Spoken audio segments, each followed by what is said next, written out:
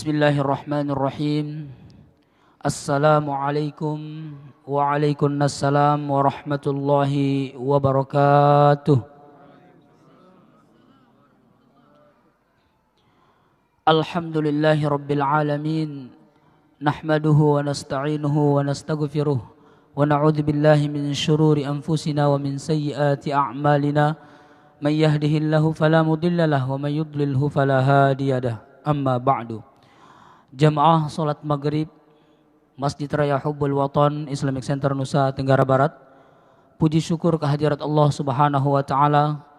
Pada malam yang berkah ini kita masih diberikan kesehatan dan kesempatan untuk kita sama-sama melaksanakan kewajiban kita selaku hamba Allah, yakni salat maghrib secara berjamaah, dan insyaallah sebentar lagi akan kita lanjutkan i'tikaf kita dengan kajian Islam.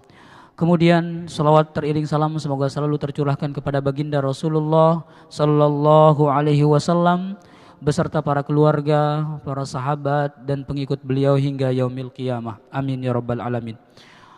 Jamaah yang dirahmati Allah Subhanahu wa taala, pada malam hari ini malam Ahad tanggal 18 Dzulqa'dah 1440 Hijriah atau bertepatan dengan tanggal 20 Juli 2019. Alhamdulillah kita kedatangan tamu istimewa. Beliau adalah Rektor UIN Sunan Kalijaga Yogyakarta yang insya Allah akan memberikan tausiah kepada kita semua tentang bagaimana hikmah atau apa hikmah dibalik diturunkannya Nabi Adam ke bumi. Kemudian seperti biasa para jemaah, kajian kita sampai dengan menjelang waktu Isya, yakni tepat pada pukul 19:28. Nanti kalau memang ada waktu insya Allah akan ada sesi tanya jawab. Baiklah, untuk lebih berkahnya kajian kita pada malam hari ini, marilah kita awali dengan sama-sama melafalkan basmalah. Bismillahirrahmanirrahim. Kepada Al-Mukarram Bapak Profesor Dr. Kiai Haji Yudian Wahyudi kami persilahkan.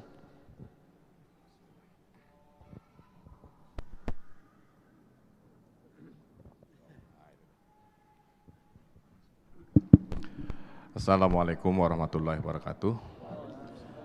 Alhamdulillah rabbil alamin wa binasta'in ala umuri dunya waddin wassalatu wassalamu ala asyrofil mursalin sayyidina maulana Muhammadin wa ala alihi wa sahbihi wa ummati ajmain. Sekali lagi marilah kita panjatkan puji syukur kepada Allah Subhanahu wa taala yang telah memberikan segala-galanya kepada kita, khususnya kenikmatan keimanan, keislaman, kesehatan dan kesempatan, sehingga pada salat maghrib ini kita bisa bersama-sama ya, selain menjalankan jamaah salat maghrib di masjid yang luar biasa ini, juga diberi kesempatan oleh Allah untuk katakanlah pengajian begitu ya. Yang kedua, salat serta salam semoga selalu melimpah kepada junjungan kita Nabi besar Muhammad SAW beserta keluarga, sahabat dan umatnya, khususnya kita yang ada di sini. Yang ketiga, saya ingin mengucapkan terima kasih ya kepada masyarakat NTB ya, khususnya kepada Bapak Bupati dari mana itu Lombok Barat, dan juga ini bersama alumni Universitas Islam Negeri Sunan Kalijaga yang ada di NTB, termasuk Pak Abdul Aziz, kemudian Pak siapa namanya Suherman ya, dan yang lain-lain yang saya tidak bisa sebut satu persatu, yang akhirnya meminta kepada saya untuk berbagi ilmu lah kira-kira begitu ya. Dan ini luar biasa, saya mengucapkan terima kasih yang tidak berhingga, karena tidak bisa terbayangkan bagi orang yang seperti saya lahirnya di Balikpapan ya, bisa menyampaikan tausiah di masjid yang begini hebatnya, di sebuah wilayah Islam yang begitu hebat ya. Ini Nusa Tenggara Barat ini salah satu benteng Allah yang luar biasa itu ya, dan saya merasa sangat mendapat kehormatan. Nah, saya ingin menyampaikan sedikit lagi cerita tadi tentang kisah jatuhnya Nabi Adam. Ya, hikmahnya itu apa sih bagi kita ya? Nah, kita mulai baca. Itu Bismillahirrahmanirrahim. Itu kan sejak awal Allah tidak pernah merencanakan menugaskan Nabi Adam di tempat lain, bukan di sorga, bukan, tapi di bumi. Ini jailun fil ardi khalifah. Nah, khalifah itu apa sih sebenarnya? Ya, salah satu makna khalifah adalah orang yang mampu mengelola khilaf dan ikhtilaf, sehingga berhak melanjutkan, mewakili, bahkan menggantikan. Tetapi jika tidak mampu, kholaf, tempatnya di belakang. Ya. Nah, itu fil ardi. Tapi ketika usulan ini diajukan, kira-kira malaikat itu simbol dari majelis, ya, simbol ya. Kita kalau yang gaib tidak usah dibahas, sudah pasti sudah gitu. Orang Muslim pasti masuk surga. Jaminannya di mana? Man qala la ilaha illallah dakhalal yakhruju minan nar man qala la ilaha illallah. Nah, saya tidak membahas surga di sana. Itu sudah pasti. Ya, karena itu kita bicarakan setiap hari. Tapi saya mau bicara yang di sini tuh, yang cita Adam ini. Nah, malaikat itu menyimbolkan majelis, ya. Malaikat ada, saya bukan tidak percaya malaikat. Maksud saya fungsinya ke kita ini apa gitu. Ya. Itu sudah barang pasti ada, tapi tidak usah dibahas karena sudah biasa kita bicarakan. Nah, tapi bagi saya ini menggambarkan majelis. Jadi kalau kita punya rencana kerja, itu harus dibawa ke majelis, ya. Gitu. Jadi ada, kalau bahasa sekarang ada proposal, ada pengusul, ada isi proposal, ada kewenangan, ada ya anggaran, ada siapa pejabatnya dan seterusnya. Itu dibawa ke majelis untuk mendapatkan keabsahan, ya, legitimasi, legalitas. Nah, itu kira-kira Allah baru cerita, malaikat itu sudah negatif pikirannya. Kenapa? Karena psikologi majelis selalu merasa lebih hebat dari orang lain. Jadi kira-kira saya baru mau ngomong, gini aja kok mau diajukan, kira-kira gitu loh. Ya, itu gambaran Bapak di mana-mana itu. Termasuk, mohon maaf, itu mentalitas guru. Hati-hati ya, ya kita juga. Ya, hati-hati kalau ada mahasiswa ada ini, wah proposal skripsi kayak gini aja, belum dibaca. Ini mentalitas wa nahnu nusabihu bihamdika wa nuqaddisulak. Jadi suatu majelis terbiasa berpikir idealis, moralis, perfeksionis. Tapi ada maunya. Wa ma kuntum taktumun.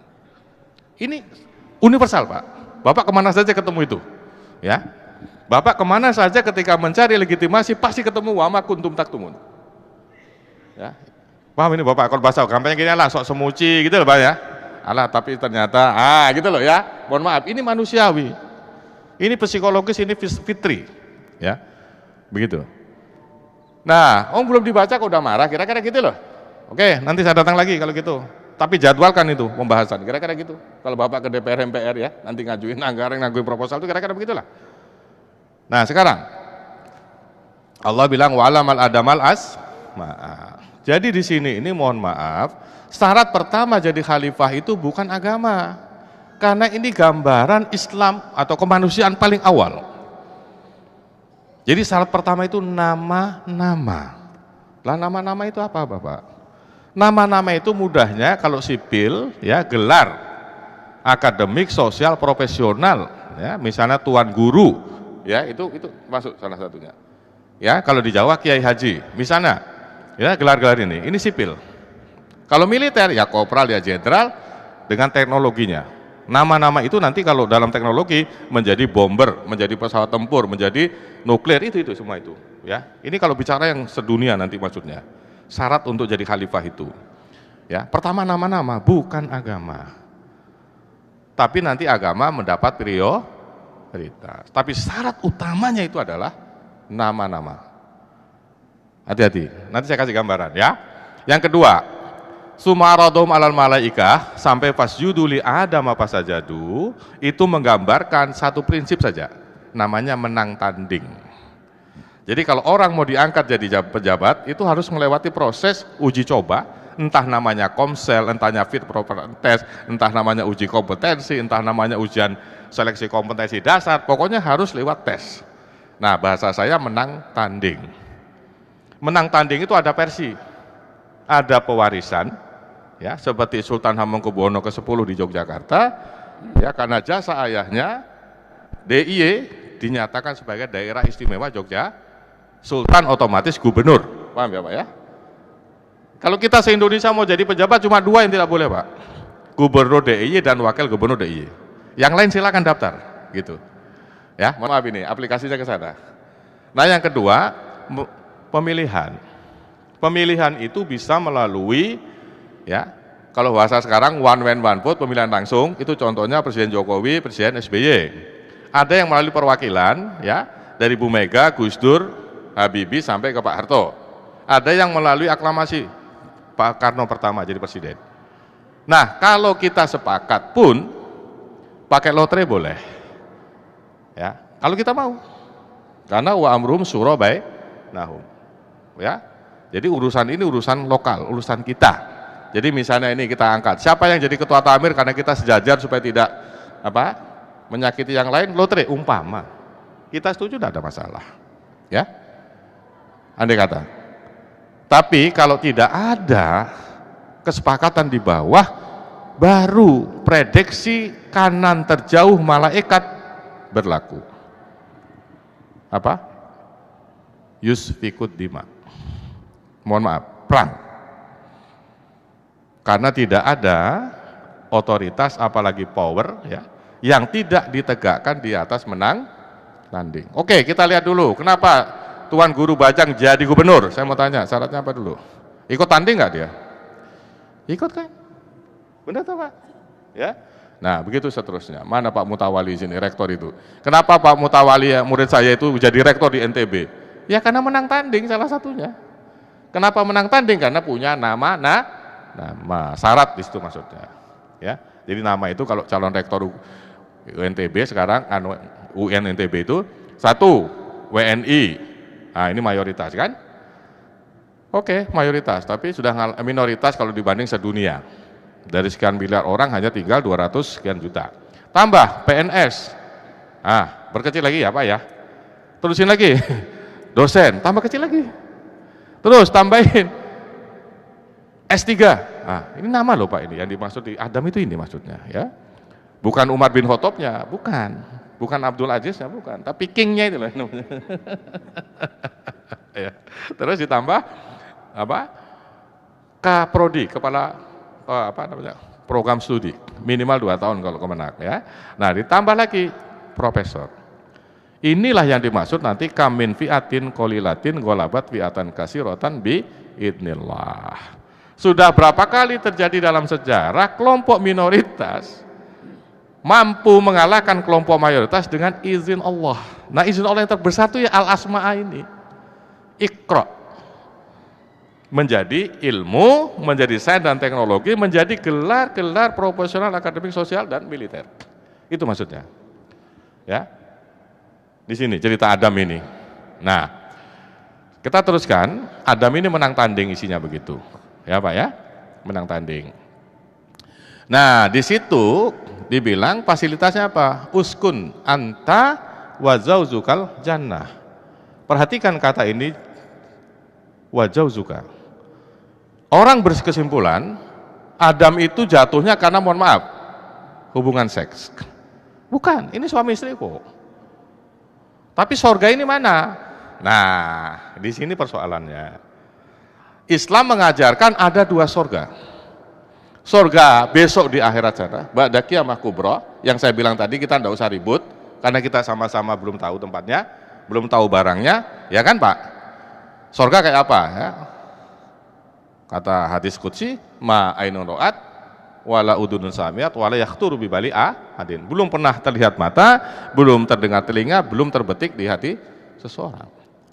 Nah sekarang kalau Allah ditanya, yang tanya itu petani, tanahnya kering seperti Saudi, sorga itu apa? Al jannah tajri min tahtihal anhar. Kalau di sini apa iya itu? Oh itu biasa aja kok di sini, gitu loh. Kalau yang tanya pedagang, jannah itu apa? Manja bil hasanati falahu asu amsa 10 kali lipat keuntungan. Itu pedagang. Nah, kalau yang tanya ini ya petani yang sudah punya sawah banyak, lain lot kalau bahasa tuan tanah apa? Sabu sanabil wa fi kulli sublatin mi'atu 700 kali lipat. Kalau yang tanya konglomerat maunya banyak juga, ada apa mudah apa berlipat-lipat atau persentase kira-kira. Nah, kalau yang tanya ini penguasa, surga itu apa? Kata Allah dalam rangka menjelaskannya gitu loh maksud saya ya. Supaya cocok dengan akal mereka itu, namanya khitabun nasa bi qadri qurihim, bicara dengan orang sesuai dengan tingkat pemahaman mereka. Kalau yang tanya itu penguasa, arduhas samawati wal ard, ambil semua. Itu totalitas maksudnya. Ya, maka kita tidak usah debat soal surga di sana. Ya, karena Allah saja menjelaskannya tergantung yang tanya. Tapi barangnya ada dan berkali-kali lipat sudah. Pokoknya kita harus percaya titik di situ. Ya, yang perlu kita jelaskan yang ini. Nah, ada surga di dunia. Jadi kalau ditanya ayat 30 sampai 38 ini surat Al-Baqarah, surga yang dimaksud surga yang mana? Al-Jannah itu di dunia maksudnya. Bukan yang di akhirat. Maka ada iblis, ada setan di situ. Masa di akhirat nanti ada setan? Enggak lah, Pak. Kan sudah selesai godaan ya. Nah, itu. Sekarang kita lihat di sini. Itu fil ardi. Ibaratnya masjid ini bumi, ya Pak ya, mohon maaf. Tuh, bumi itu kan ada tanah lempung, ada pasir ya, ada kerikil, ada karang, ada apalah, silakan aja. Namanya ardu, bumi. Nah, yang paling subur itu namanya al-jannah. Karena analoginya, kiasannya itu adalah ekonomi agraris, yaitu ekonomi pertanian dan peternakan. Yang diajak ngomong langsung khitobnya, mukhotobnya adalah orang Arab Saudi yang tanahnya kering. Paham ya? Maka bunyinya al-jannah. Jannah itu kan terjemahnya kan taman. Nah, jadi taman itu maksudnya bumi yang paling subur dan produktif. Mengapa? Karena paling dekat dengan sumber kehidupan. Tajri min tahtihal karena dekat dengan air. Sedangkan air kata Allah, waja'alna minal ma'i kullasain hayyi. Air kami jadikan sebagai sumber kehidupan hayati. Nah, gitu. Nanti dari sini sudah mulai kelihatan. Monggo Pak, silakan sampai ya. Jadi sorga yang dimaksud taman ini bukan sorga di akhirat, tapi di bumi ini. Nah, uskun itu tidak ke atas, tapi selevel. Jadi kalau barang di sini itu ada di sana, ya horizontal gitu, lurus. Nah, jadi kalau ditafsirkan kira-kira, kalau ditarik ke Indonesia, al-jannah ini adalah istana merdeka, begitu. Ya nanti saya jelaskan. Terus majelis itu ada di DPR MPR. Setelah seorang ini diproses, ya dilantiklah di DPR MPR. Suruh masuk ke istana merdeka. Ingat, wakula minhuma rogodan haisusi tuma itu maksudnya anggaran negara. Ya, saya ulang, saya tidak berbicara surga yang besok ya. Kalau itu saya tidak bicara. Nanti sama-sama tidak paham kita soalnya gitu. Ya, jadi apa yang kita dapat dari ayat ini untuk kita hari ini maksud saya. Ya, nah itu kira-kira begitu. Nah di situ semuanya serba boleh. Maksudnya itu fasilitas sebagai seorang katakan gubernur atau bupati atau rektor, ya puncaknya presiden kalau di Indonesia itu ada namanya SOP, ya standar apa itu operating procedure atau prosedur standar itu. Nah termasuk anggaran. Wakula itu maksudnya anggaran, ya anggaran seorang pejabat di rumah dinas itu maksudnya. Jadi jannah di situ adalah rumah dinas sekaligus kantor konsepnya. Ya. Kalau bahasa lama namanya keraton. Nah sekarang itu kalau Indonesia istana merdeka, gitu. Ya, ini fasilitas ini. Tapi ingat, wahai pejabat, itu Adam ini kan pejabat nih ceritanya kan, orang yang sudah dilantik itu. Apa syaratnya? Wala takroba hadhis syajarat. Berdua ya, takroba itu suami istri. Karena kalau bahasa lainnya first lady, bahasa kita ketua dharma wanita gitu loh Pak. Nah, gitu Nabi Adam itu kira-kira gitu kalau ditarik ke sini, ya. Presiden Jokowi, istrinya itu Bu Iriana itu namanya the first lady atau ibu negara. Kira-kira begitu. Kalau di kantor itu namanya ketua dharma wanita. Gitu. Nah, digoda dia di situ. Sudah diingatkan, ada 3 godaan terbesar dalam hidup ya, yang semuanya masih bisa dimaafkan. Yang tidak bisa dimaafkan cuma 1. Kalau kita mati dalam keadaan musyrik, tahu ya? Mempersekutukan Allah dengan sesuatu itu tidak bisa dimaafkan. Terserah mau logika apa dipakai, Allah bilang no, selesai. Kenapa? Innallaha la yaghfiru ayyushraka bihi syai'an. Allah tidak akan pernah mempersekutukan siapapun juga yang mempersekutukan Allah dengan sesuatu yang lain. Ini satu-satunya penghalang masuk surga. Kalau yang lain gampang, banyak pengampunannya, pahala dilipat-lipat ya dan sebagainya. Sudah. Nah 3 godaan terbesar dalam hidup ini apa? 1, tahta atau kuasa, 2 harta, 3 wanita, dalam pengertian umum sekarang namanya seks.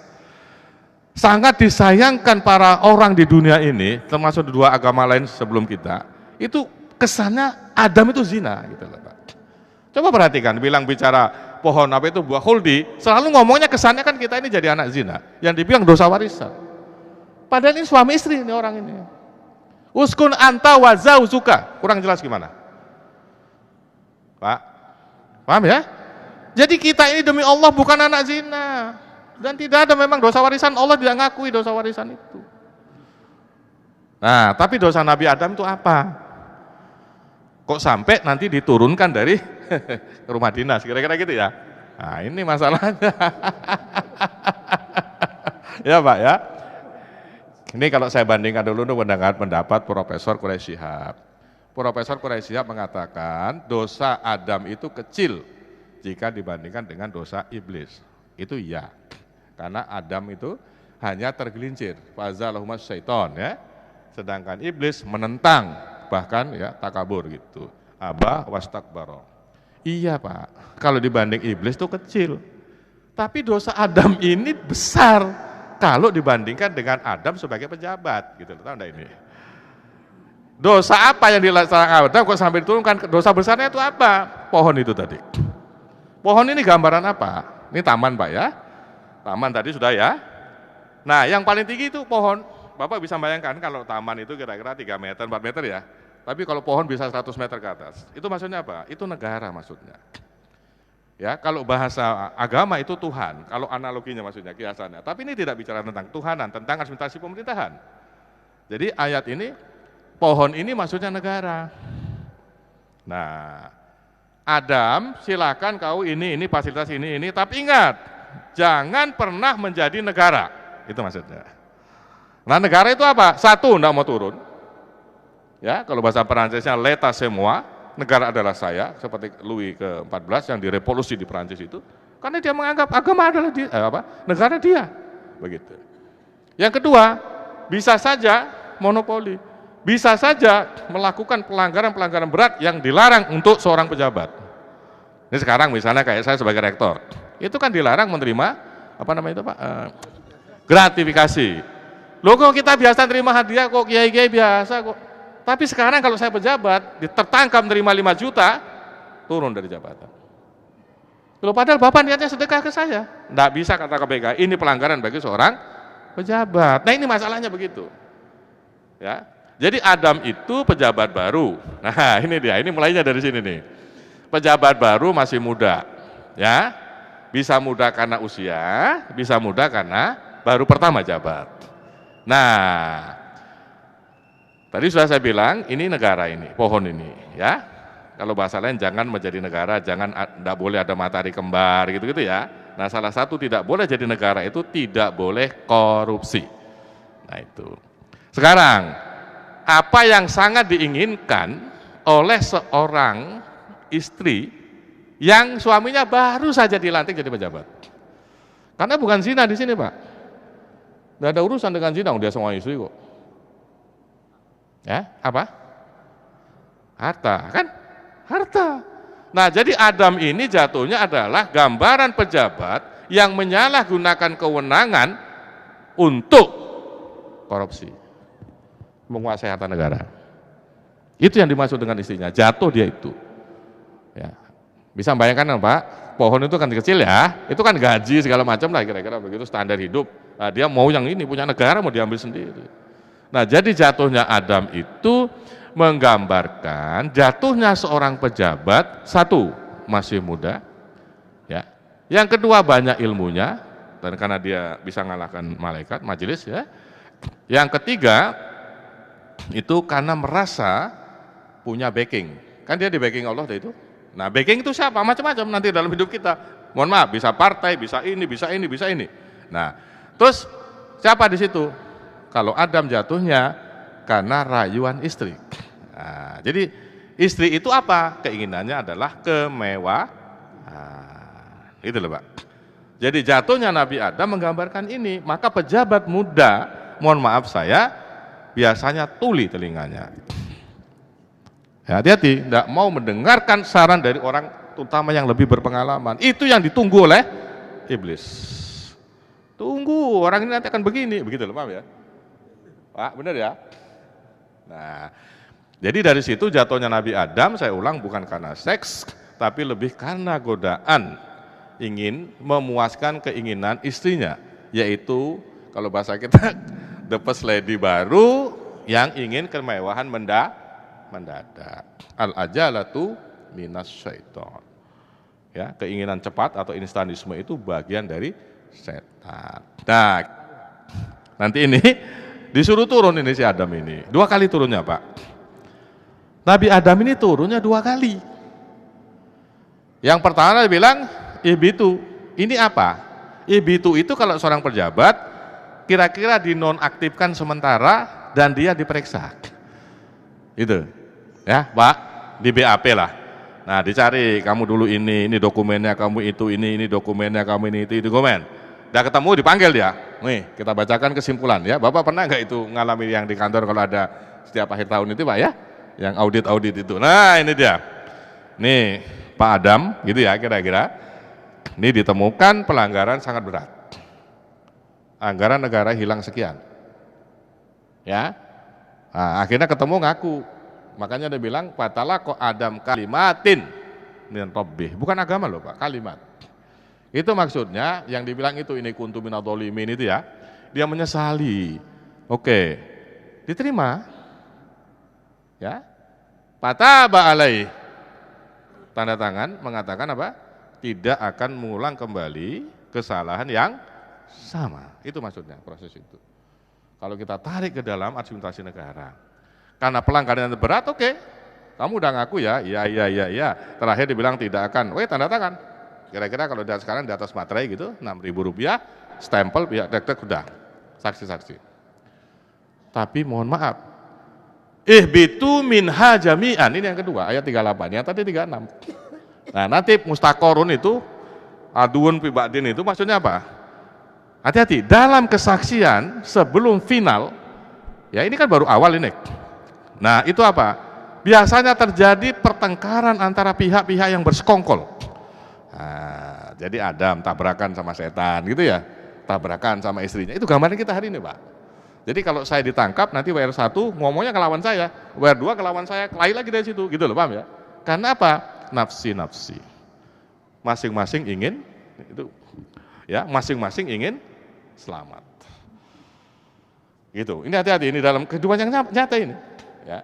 Makanya jarang sekali orang di pengadilan itu bisa menyelamatkan temannya. Tuh, backing yang dimaksud enggak datang, Pak. Ini saya kasih tahu. Kenapa? Kita sering terjebak merasa di backingnya orang. Begitu kita kena proses, dia lari, Pak. Karena kalau dia masuk, dia kena juga. Enggak ada artinya kekuatan dia itu di hadapan hukum. Ya. Nah, mustaqorun itu kembali ke rumahmu yang semula.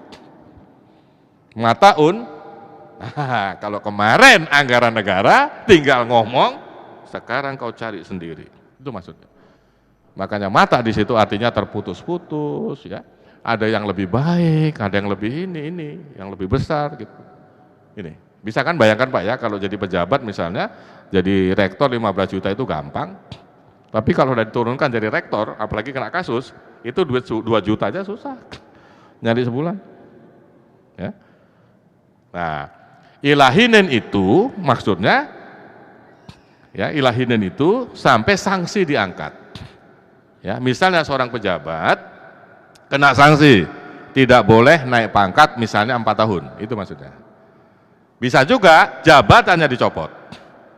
Sampai nanti ya bisa terpilih kembali. Itu dia. Ya, jadi ini gambaran cerita Nabi Adam itu untuk kita hari ini. Ya. Bahwa ya di hadapan kita itu intinya kembali ke diri kita sendiri yang namanya jihad akbar, self control. Ya. Bisa enggak sebagai pejabat menahan diri itu? Ya. Ini masalahnya. Pembisik itu macam-macam. Tapi dalam cerita Nabi Adam itu istrinya. Tapi di dalam dunia ini ya tadi 3 itu, ada kekuasaan, ada harta, ada wanita. Wanita ini seks. Nah, misalnya kekuasaan itu, mohon maaf, kita kerjasama dengan partai. Misalnya kita kerja dengan ini itu, ya. Inilah yang menyebabkan kita tanda petik tersesat. Kalau kita tidak kuat ya menahan diri. Ini cerita Adam itu di situ, ya. Jadi pelajaran utamanya saya ulang ya, dosa Adam, Nabi Adam itu bukan seks, ya, tapi pelanggaran berat sebagai seorang pejabat dalam bidangnya, tupoksinya bahasanya, tugas fungsinya, ya. Di tempat lain barang itu tidak mahal, tidak ini, tapi kalau kita sudah janji lain cerita, ya.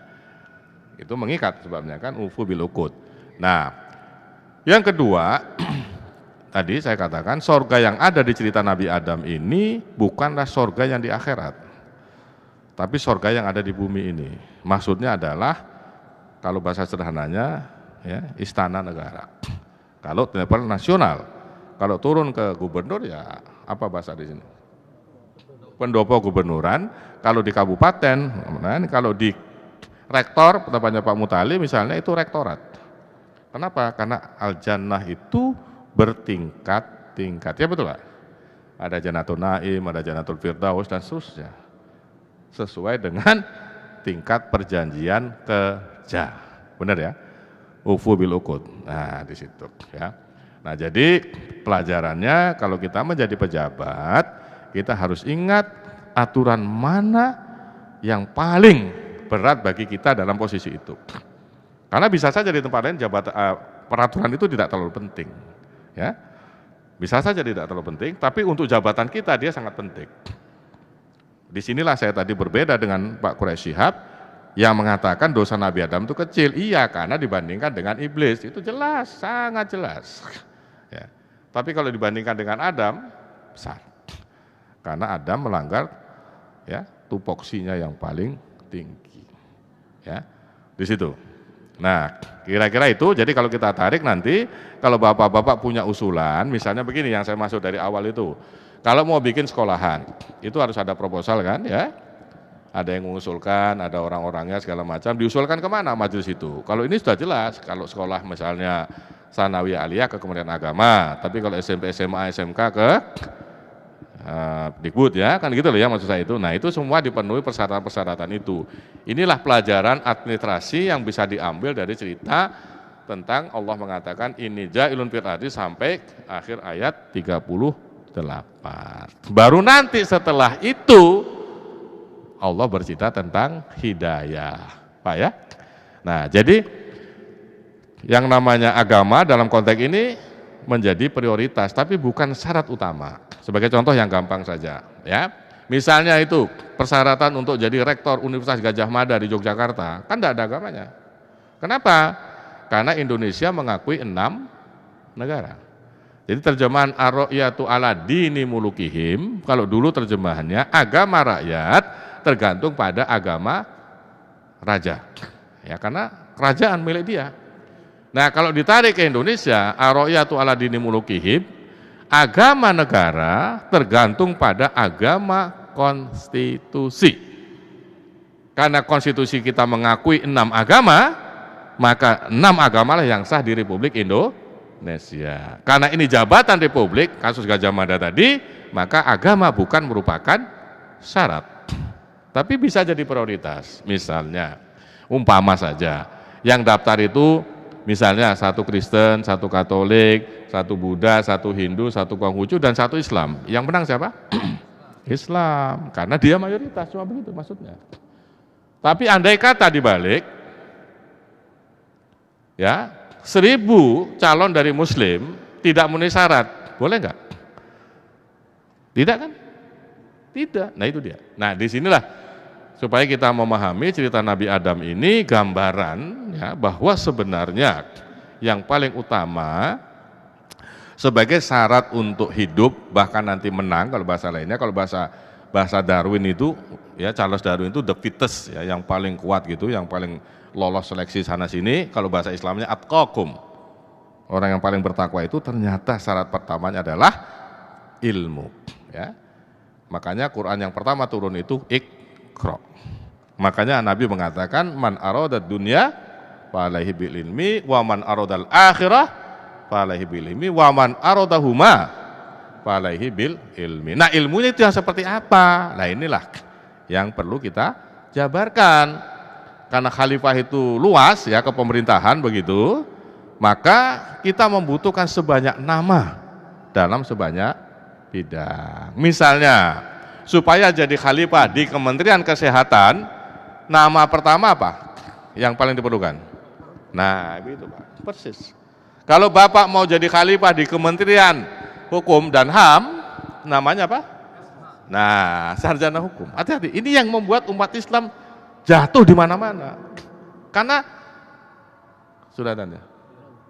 Tarkim ini saya senang sekali tarkim ini kalau dengar ini luar biasa ya. Nah, jadi kalau mau jadi khalifah ya di Akabri namanya apa syaratnya? Nah, itu makanya sekolahnya di Akabri, jenderal, kopral begitu. Sekarang dibalik, boleh nggak? Ya, kita baca nanti. Saya seorang ahli sarjana filsafat hukum Islam. Saya profesor. Saya sekolahnya sampai ke Harvard sana ya, di dunia, sekolah terbaik di dunia itu. Saya di pondok juga lama, saya juara berkali-kali. Saya menerjemahkan 5 buku barat prinsip. Misalnya sekarang saya ini mau jadi kepala rumah sakit puskesmas, boleh nggak? Kenapa? Namanya tidak cocok. Paham ya maksudnya Pak ya? Itu maksudnya. Nah, supaya menang sampai akhirat, baca bismillah, itu maksudnya. Paham ya? Itu aja, mudahnya begitu ya. Jadi khalifah itu nanti karena ini panjang waktunya sudah habis, khalifah itu artinya jabatan profesional fungsional. Yang jamaknya ada khulafa, ada khulaif. Khulafa itu orang yang jabatan double, fungsional dan struktural. Ya, misalnya rektor. Rektor itu ada jabatan fungsionalnya, ada jabatan strukturalnya. Gubernur misalnya. Tapi ada yang hanya jabatan fungsional, jamaknya khulaif. Misalnya dosen. Dosen, doktor, tidak punya jabatan, ya, cuma dosen. Itu jabatannya hanya fungsional. Jadi beda antara khulafa dengan khulaif. Ya, khulafa seperti khulafa Rasyid itu jabatannya double, ya. Nah itu. Ini jadi begitu nanti larinya ke sana, ya. Untuk yang jabatannya khulafa itu double. Misalnya kalau di kampus rektor dan dosen. Tapi kalau yang dosen saja itu jabatannya hanya dosen tapi tidak menjabat Kapolri, tidak menjabat dekan gitu ya. Jelas saya kira Pak ya karena sudah ini. Nah, saya kira itu yang bisa saya sampaikan, mudah-mudahan bisa terpahami ya. Nah, tapi ya begitu yang namanya ini pemahaman Pak, ini penafsiran, teksnya masih asli ada di Quran ya, Bapak bisa lihat, saya tidak merubah satu ayat pun bahkan satu huruf pun, tapi inilah yang saya coba pahami, mudah-mudahan ini bisa memberikan ya manfaat bagi kita semua. Tapi kalau ada kekeliruan saya mohon maaf dari hati yang terdalam. Assalamualaikum warahmatullahi wabarakatuh. Waalaikumsalam warahmatullahi wabarakatuh. Jemaah kaum muslimin yang dirahmati Allah Subhanahu wa taala, luar biasa. Demikianlah tadi bagaimana penjelasan secara panjang dan lebar tafsir kontekstual dari ayat surah Al-Baqarah ayat 30 sampai dengan seterusnya yang sudah dijelaskan oleh tamu istimewa kita Bapak Rektor UIN Sunan Kalijaga Yogyakarta. Semoga apa yang beliau sampaikan tadi dapat mendatangkan hikmah mau'izatil hasanah untuk kita semua dan dapat merangsang pola pikir kita untuk semakin cinta kepada ilmu pengetahuan. Amin amin ya rabbal alamin. Terima kasih atas segala perhatian dan mohon maaf kalau ada kekurangan. Wabillahi taufiq wal hidayah. Wassalamualaikum warahmatullahi wabarakatuh.